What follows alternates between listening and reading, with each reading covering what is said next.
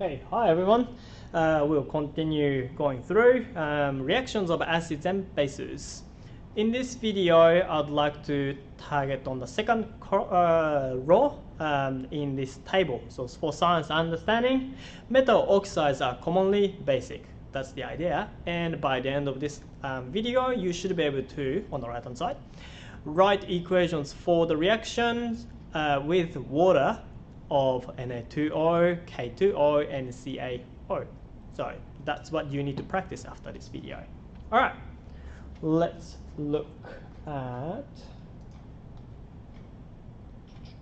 the basic oxides. Here we are. All right. So basic oxides, what are they? They are oxides that react with acid, or when it reacts with water, it makes hydroxide ions. And if you remember, if there were more of hydroxide ions in the solution, they would appear as basic solution in terms of pH higher than 7. Metal oxides are commonly basic oxides. It's in orange, so it's important. Make sure you highlight it or underline it. Okay, all metal oxides, shouldn't say all actually, but most of them would have a basic oxides property. Some of them will be considered as amphoteric, but we'll cover that later in another video. Let's look at the example here. So if you had magnesium oxide, what's going to happen if you let it react with water?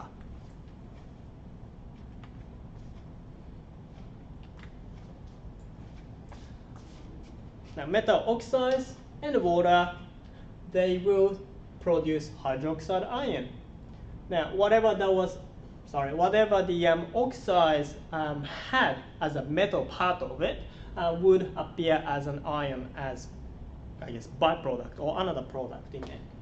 So, for example, for you, magnesium oxide, which is an ionic compound. So, because atoms are ions are playing each other so well, it should be solid, and when it reacts with water, it will actually dissolve. So maybe not much of a reaction, but Mg2 plus would appear, and you would see hydroxide ion, and that's also dissolved in water. So that's some ion too.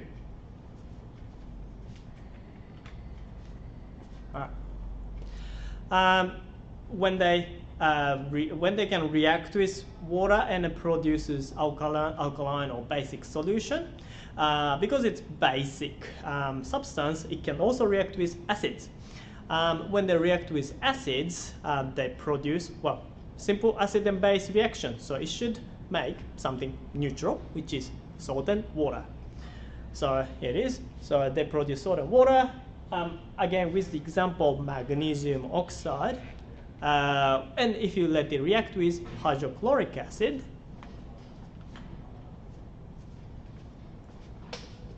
so magnesium oxide reacting with hydrochloric acid, which is aqueous, you can get MgCl2. Make sure you can balance the charge for both. So magnesium is 2 plus, chloride ion is 1 minus, so you need 2 lots of them, and water, H2O.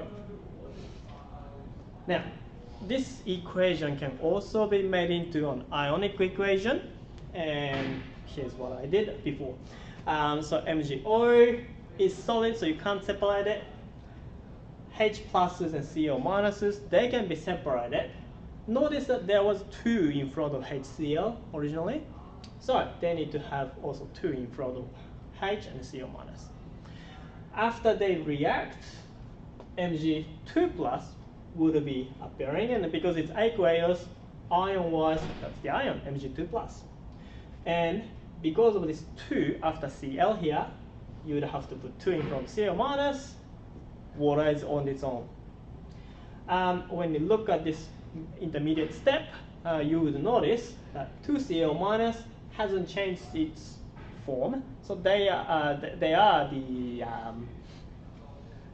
spectator ion. Now, if you get rid of the spectator ion and write down everything that was left, and at the states, you would now have a complete ionic equation. So MgO S 2H plus AQ, that becomes Mg2 plus AQ, and H2O in liquid state.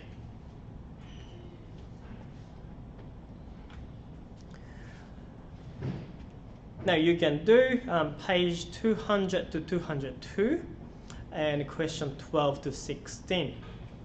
And also, if you go back to the checklist, there was calcium oxide, sodium oxide, as well as, what's the other one?